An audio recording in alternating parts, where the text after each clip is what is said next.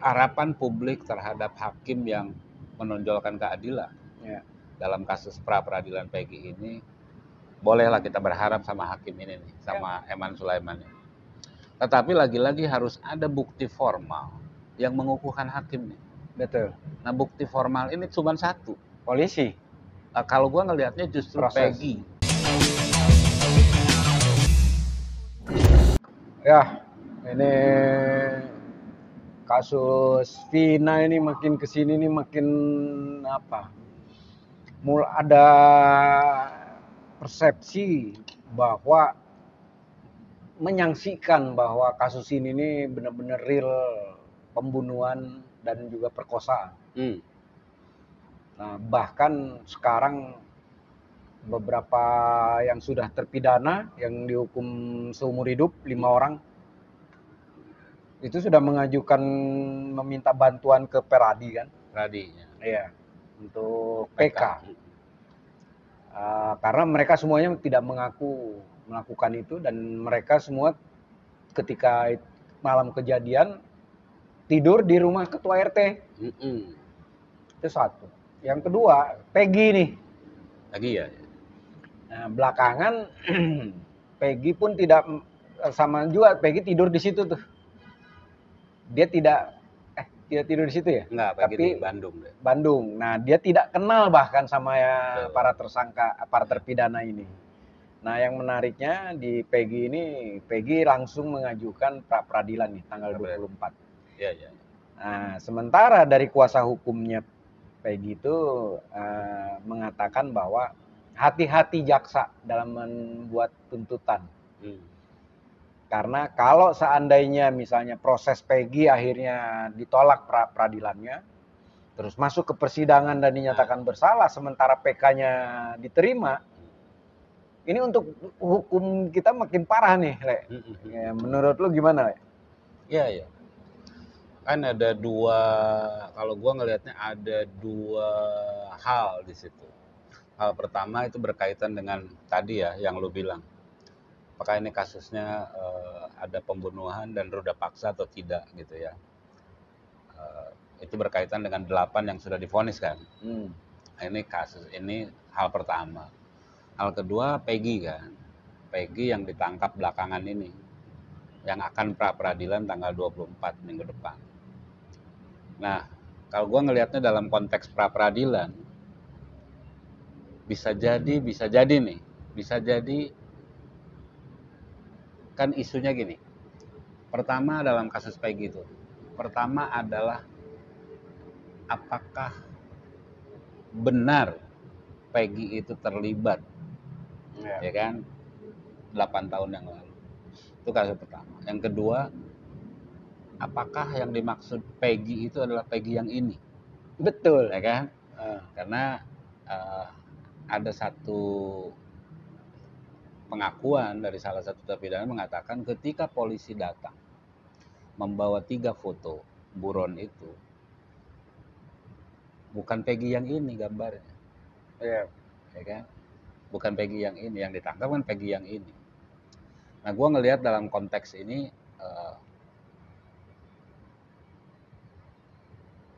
dua isu ini menjadi menarik. Dari pihak pengacara mengatakan misalkan Peggy pada saat kejadian tidak ada di TKP kan, tidak ada di lokasi di Bandung. Kemudian yang kedua tadi berkaitan dengan konten. Tuntutan jaksa waktu persidangan 8 orang itu tidak ada pembunuhan kan, padahal tidak ada. Gua sih ngelihatnya isu isu kuncinya dari Peggy itu adalah apakah Peggy bisa membuktikan bahwa dia ada di Bandung. Ada di Bandung. Pengakuan alibi ya. Yang kedua dalam konteks ini bahwa berarti kan bukan Peggy yang ini nih. Kedua saksi. Iya saksi kan. Kesaksian kan orang-orang mengatakan yang teman-temannya di Bandung Peggy pada saat kejadian ada di Bandung. Yang kedua 8 terpidana itu tidak kenal Peggy kan. Iya. Pertanyaannya kan sebetulnya adalah ini sebetulnya nama Peggy itu muncul dari mana sih? Iya. Ya kan? Dari pihak pengacaranya Peggy mengatakan nama Peggy itu muncul dari Polsek, namanya Muhyiddin kalau nggak salah. Ketika ditelepon dari Polres, waktu itu muncullah nama Peggy. Ya. Pertanyaannya, ini si Polsek ini menyebut nama Peggy itu dasarnya apa? Ya. Itu kan pertanyaan kan sebetulnya. Hanya pertanyaan. Tapi lepas dari itu, kalau buat gua ngelihat pra peradilan besok itu kira-kira Peggy menang apa kalah, gitu kan? Bisa jadi menang, bisa jadi kalah. Artinya sah dia jadi tersangka. Alasannya kan kalau gua, alasan gua ngelihatnya adalah polisi dasarnya apa sih? Seseorang tuh jadi tersangka kan ada 5 alat bukti. Keterangan saksi, keterangan ahli, keterangan terdakwa, kemudian petunjuk, sama satu lagi keterangan saksi, ahli, terdakwa, petunjuk, sama satu lagi lah, ada lupa gua. Jaksa itu pasti dasarnya kepada putusan hakim.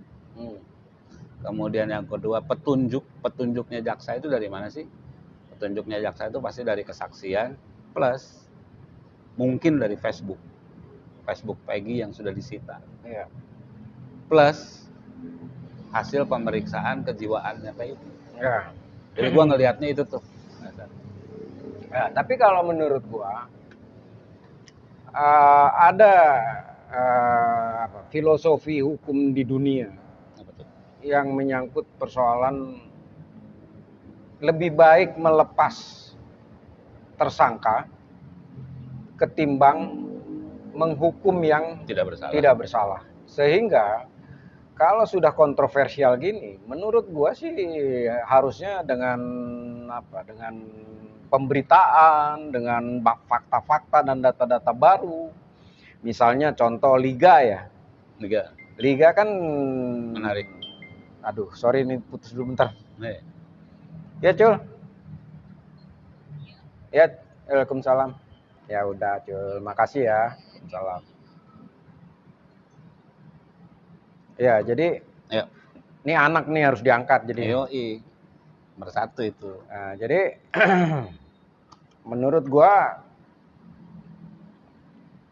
harus lebih baik dibebaskan. Karena kalau enggak, ini kan enggak clear. Contoh Kapolda Cirebon ketika itu. Kapolda Jabar. Kapolda Jabar, Anton Carlian itu mengakui bahwa dia tidak menggunakan scientific evidence. Sehingga lemah sekali memang. Nah, Liga kan udah menarik tuh pernyataannya tuh. Padahal waktu itu yang kesaksian dia sangat kuat. Dan dia mengakui ketika itu dapat tekanan. Ya. Dia melihat pengeroyokan. Padahal dia nggak ada di situ, dia bilang. Jadi dia sama sekali tidak lihat. Nah, jadi banyak fakta-fakta yang ini, termasuk yang kita kemarin bahas kan, berkaitan misalnya hasil autopsi dan tuntutan jaksa yang bertolak belakang gitu loh. Artinya perlu disangsikan juga hasil autopsinya. Soal misalnya kemaluan ya, minta maaf itu soal kemaluan Vina yang tidak ada rudal paksanya. Terus berkaitan misalnya dengan luka-lukanya. Yang itu misalnya ada senjata tajam, padahal itu semua pakai samurai di tuntutan itu. Betul. Sementara yang ditemukan juga di tubuhnya almarhum Rizky itu juga lubang benda tajam itu sangat sedikit itu ininya tuh. Kalau misalnya semuanya pakai samurai itu berarti tubuhnya penuh goresan tuh. Penuh tusukan dan penuh goresan gitu loh. Ya. Jadi memang ini lemah menurut gua. Nah, kalau besok itu pra peradilan. Pra peradilan itu hanya mengadili tentang apakah Peggy itu sah jadi tersangka atau tidak. Betul. Nah, ini aja. Jadi intinya syarat-syarat polisi menetapkan dia tersangka ini sudah terpenuhi enggak? Atau tidak. Jadi polisi kasih patokannya kepada vonis hakim. Iya. Memang vonis hakimnya bisa diperdebatkan, tapi dia kan udah ada vonis kan. Iya.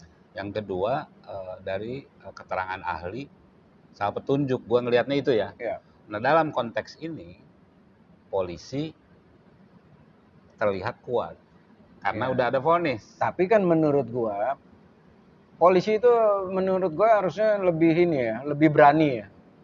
Mengedepankan bukan persoalan tekanan dari publik, tapi harus berani lebih baik ini dia mengkoreksi dan mereview ulang semua. Misalnya kan kemarin kita sudah dengar juga polisi memanggil Ibtu Rudiana kan, ayahnya korban kan, diperiksa. Dan menurut gua lebih baik nggak usah, karena dia juga yang misalnya 2 DPO ini dianggap hilang. Padahal dulu di 2016 Andi yang namanya Andi DPO ini dialah pangkal persoalannya padahal. Nah, itu yang digugat oleh publik kepada polisi kan. Betul. Oke, kalau polisi mengatakan udah ada vonis hakim kemudian nangkep Peggy, oke gitu ya. Tapi kenapa polisi mengatakan yang 2 ini nggak disangka? Karena itu ada dalam vonis loh. Ya, tapi gue mau menginikan ke hakim, hati nurani hakim kita. Hakim yang mana? Hakim pra-peradilan ya.